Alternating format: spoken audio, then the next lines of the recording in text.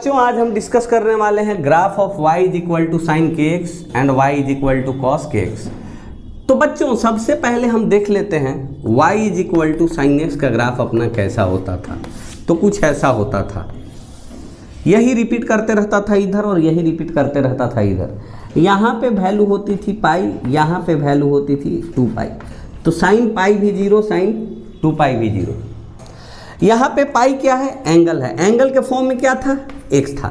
मतलब एंगल अगर पाई हो जाए तो साइन 0 हो जाएगा, एंगल अगर 2 पाई हो जाए तो फिर से साइन 0 हो जाएगा। पर एग्जाम्पल अगर हम ले y is equal to sine 2x का ग्राफ प्लॉट करना है अपन को, तो मान लो कि मैंने ऐसे लिख दिया, एंगल फिर से पाई होगा तो साइन की वैल्यू 0, एंगल फिर से 2 पाई होगा तो साइन की वैल्यू फिर से 0। तो एंगल पाई करने के लिए x क्या लेना पड़ेगा? Pi by 2। एंगल 2 पाई लेने के लिए साइन यहाँ x का वैल्यू क्या लेना पड़ेगा? पाई। मतलब कि पाई बाई 2 पे ही ये 0 हो जा रहा है ऐसे, और पाई पे फिर से 0 हो जा रहा है ऐसे, क्योंकि एंगल क्या है यहाँ पे? x का डबल है। इसका मतलब आपको नजर आ रहा है कि ग्राफ कहीं ना कहीं 2 टाइम्स कॉम्प्रेस्ड है।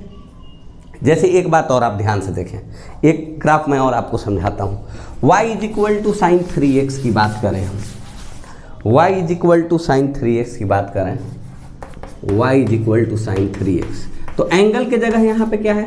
3x। 0 के बाद साइन फिर कब से 0 होगा? जब एंगल की वैल्यू पाई हो जाएगी। तो एंगल की वैल्यू पाई रखने के लिए x की वैल्यू पाई बाई 3 रखनी पड़ेगी। मतलब 60 डिग्री अगर x की वैल्यू रखोगे तो y की वैल्यू फिर से 0 हो जाएगी। मतलब यहाँ पे पाई बाई 3 पे ही दोबारा से 0 हो गया है, 2 पाई बाई 3 पे फिर से 0 हो गया है। यानी कि ग्राफ 3 टाइम्स कॉम्प्रेस्ड है। मतलब यहाँ कोई इंटीग्रल वैल्यू है, कॉस के लिए भी वही बात होगा। जो ग्राफ उसका बनता था k जितना टाइम्स है उतना ही से आप कॉम्प्रेस कर दो। अगर k ग्रेटर देन 1 है, sorry, getting the point or not. अगर y is equal to sine 5x है तो ग्राफ 1/5 हो जाएगा कॉम्प्रेस होके। इधर इधर कोई फर्क नहीं पड़ेगा, ऐसे बस कॉम्प्रेस हो जाएगा हर जगह पे। बात समझ में आ गई? अब बच्चों एक बात और ध्यान से आप देखिए, कॉस में भी तो यही बात होगी, पर कॉस पे अभी हम नहीं जाते हैं। अगर कोई पूछ दिया कि सर थोड़ा इसको हमको समझाइए कि y is equal to sine x by 2 क्या होगा, सर प्लीज समझाइए। यहाँ पे आप देखिए, ध्यान से देखिए, y is equal to sine x का जो ग्राफ होता है मेरे प्यारे प्यारे बच्चों, वो क्या होता है? y is equal to sine x का ग्राफ क्या होता है? ऐसा होता है, x पाई होता है तो 0 होता है, और x 2 पाई होता है तो 0 होता है। पर x बाई 2 की बात कर रहा है, तो 0 के बाद किस एंगल पर दोबारा 0 होगा? जब एंगल की वैल्यू यहाँ पे पाई हो जाए। पर x की वैल्यू 2 पाई रखोगे, यहाँ पर x की वैल्यू 2 पाई रखोगे तब जाके ये एंगल पाई होगा। मतलब पहली बार पाई पे नहीं, 2 पाई पे 0 होगा, फिर 4 पाई पे 0 होगा। इसका मतलब है कि अगर सेम नंबर से डिवाइड करें या फिर k की वैल्यू 1/2 लो तो 2 टाइम्स इलोंगेट हो जाएगा। x की वैल्यू k की वैल्यू 1/4 लो तो 4 टाइम्स इलोंगेट हो जाएगा।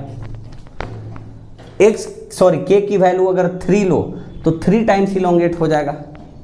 मतलब यहाँ अगर नंबर ग्रेटर देन 1 होगा तो ग्राफ कॉम्प्रेस हो जाएगा, और यहाँ अगर k का वैल्यू जो हो जाएगा, इस यहाँ पे k की वैल्यू अगर कंपेयर करें तो क्या है? 1/2 है। तो अगर डिवाइड 2 से हुआ है, इसका मतलब यानी 1 से छोटे नंबर से मल्टीप्लाई हुआ है, 9 टाइम एक्सपेंड हो जाएगा। कॉस के लिए भी वही हो जाएगा भाई साहब, कॉस के लिए भी वही हो जाएगा, है कि नहीं? जैसे कि मैं आपको समझा ही दे रहा हूँ कि y is equal to cos 3x ले लो, ठीक है? तो y is equal to cos x का ग्राफ आप देख चुके हैं, कहीं ऐसे बनता है बच्चों, है कि नहीं? यानी पहली बार 0 कब है? पाई बाई 2 पे, क्योंकि ये किसका ग्राफ मैं बना रहा हूँ? y is equal to cos x का। तो x यहाँ पे क्या है? एंगल जब पाई बाई 2 आएगा, यहाँ पे एंगल पाई बाई 2 कब आएगा? y is equal to cos 3x में।